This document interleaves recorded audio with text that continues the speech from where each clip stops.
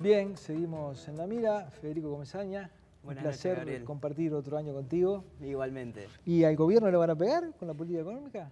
Bueno, como decía Luis Lacalle Pou, hay muchos, pero muchos elementos que definen el voto de la gente, pero uno de los que pesan y pesan mucho es el bolsillo. Entonces, lo primero que queríamos hacer era buscar a nivel de las políticas económicas implementadas y principalmente de los resultados obtenidos, ya sea por las políticas mismas o por el contexto internacional, bueno, cómo llega el gobierno a esta instancia electoral y si la economía y el manejo que se ha hecho de la economía va a jugar a favor o en contra. ¿Qué tan difícil va a ser también para la oposición pegarle al gobierno en la economía? Entonces, lo primero a ver es cuáles son las cartas que tiene para jugar el gobierno. El gobierno llega a terminar su su segundo gobierno de esta fuerza política con un crecimiento económico récord. 11 años consecutivos de crecimiento y todo nos indica que un 12º año también.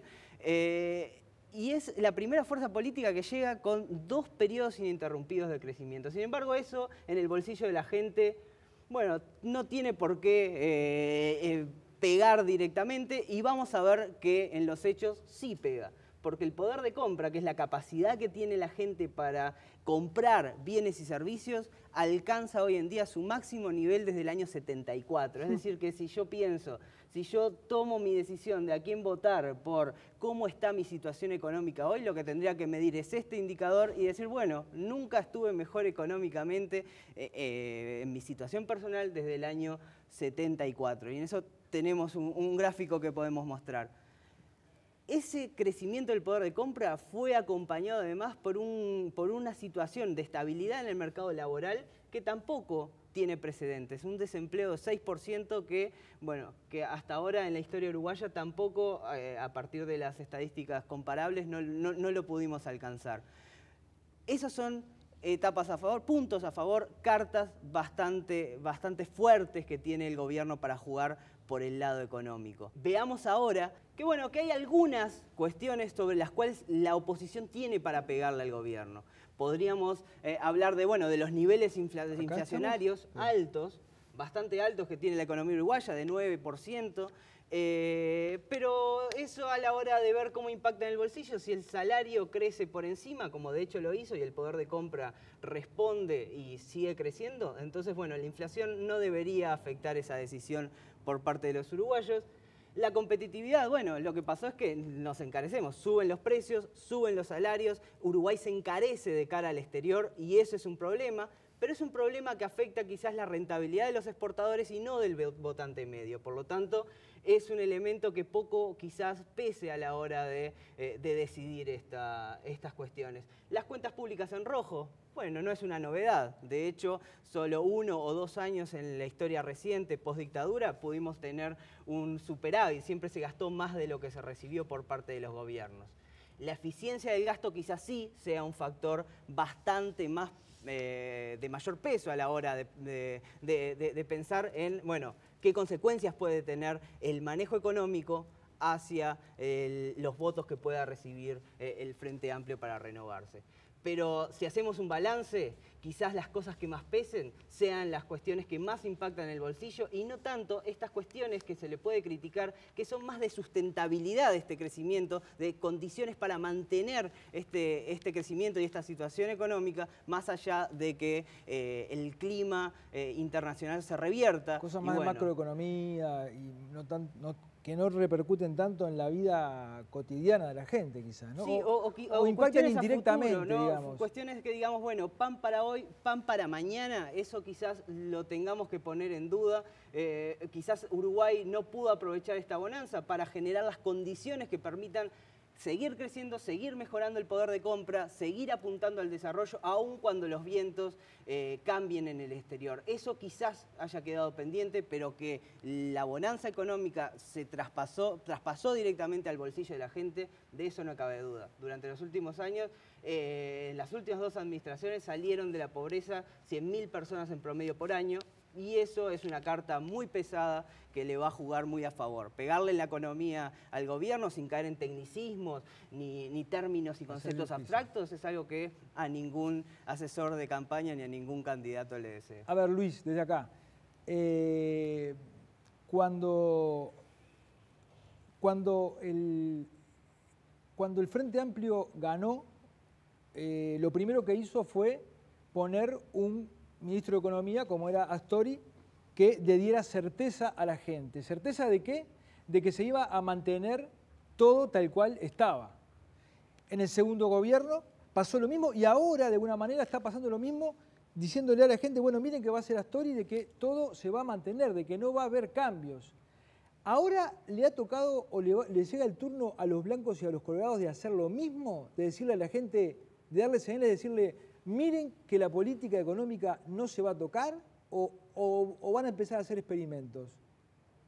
A ver, primero, lo que ha habido en nuestro país, y por suerte, a partir del año 2004, lo reconoce el propio gobierno en la rendición de cuentas, es una bonanza económica, sobre todo sugerida por los precios internacionales. Por suerte y ojalá que siga de esa manera, sobre todo el tema de los commodities, obviamente influido por más turistas que están llegando a nuestro país, salvo este año que fue más complejo, quizá por la situación argentina. Después un tema de manejo de la deuda que es discutible, es lo que recién decía el economista de pan para hoy, y será pan para mañana o será simplemente un juego entre la deuda y las reservas, que para mí hay que irlo llevando. Si bien es un manejo prolijo, hay que ver hasta dónde endeudamos a las futuras generaciones. Y el otro elemento que para mí es, quizás sale un poco del tema económico directo, o sea, es cierto que la gente tiene más plata en el bolsillo y por suerte tiene más, es un concepto más amplio que es el concepto de prosperidad. La gente se siente más próspera y por prosperidad, ¿qué entiendo es? ¿Tengo acceso a una educación digna? ¿Tengo acceso a una salud decente? ¿Estoy seguro en mi país? Porque es notorio que ha habido una enorme transferencia del sector privado al sector público de recursos, que ha crecido el sector público en funcionarios y en gasto, y que la verdad que no se consigue más desarrollo humano o no se nota más desarrollo humano en lo que hace justamente estas políticas públicas, que para mí es donde se generan las grandes brechas. Luis, ¿se toca la política económica o no se toca?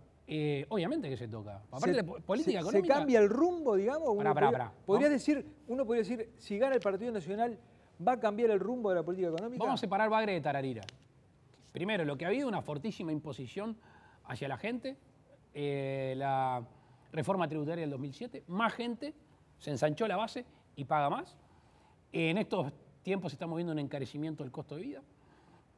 Reitero, la transferencia del sector privado al sector público nos parece exagerada. Y después la eficiencia, porque creo que lo más grave, y yo sé que es difícil analizarlo esto en términos electorales, y quizás no sea la meta de nadie, o no debería ser la meta de nadie, es cómo del 2007 pasamos de tener un superávit de 700, 800 millones de dólares, al 2012, el registro que yo recuerdo, de 1.200 millones de dólares de déficit. O sea, obviamente nosotros lo que estamos haciendo es perjudicar a las futuras generaciones, dejando un país más pesado, dejando un país con un costo del Estado enorme, y al mismo tiempo a las futuras generaciones no le estamos dejando desarrollo humano en muchos sentidos.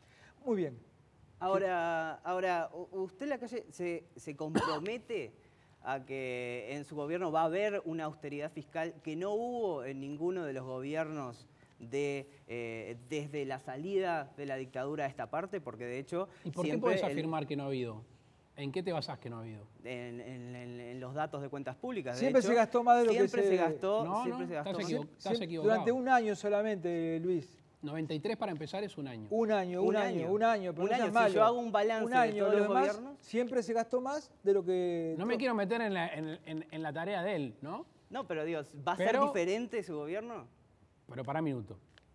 Primero, es distinto analizar el año 2005 que el año, por ejemplo, 90. Y no quiero hablar de pasado, lo que era la inflación, de lo que era el empleo, lo que eran los commodities, lo que era la región. Sin perjuicio de eso, a tu pregunta, y todo el mundo te va a decir que sí. ¿Se podrá creer o no? Yo tuve solo una oportunidad de manejar la chequera pública. Una, que es cuando fui presidente de la Cámara de Diputados. Y por primera vez en la historia, se devolvió dinero a rentas generales. Devolví 49.070.000 pesos, 2,5 millones de dólares de una gestión que fue austera. Se gastó menos y se devolvió dinero. Esa es la base fáctica, en los hechos reales, que uno puede comprometer austeridad en el manejo de los fondos públicos. Muy bien, Fede, muchísimas gracias. Gracias, Nos vamos a David. una tanda y venimos con Fito Berce. Presenta Catunasi, Terminal Cuenca del Plata. Jaume Iseré, su socio estratégico en comercio exterior y logística. Pronto, el préstamo de los uruguayos.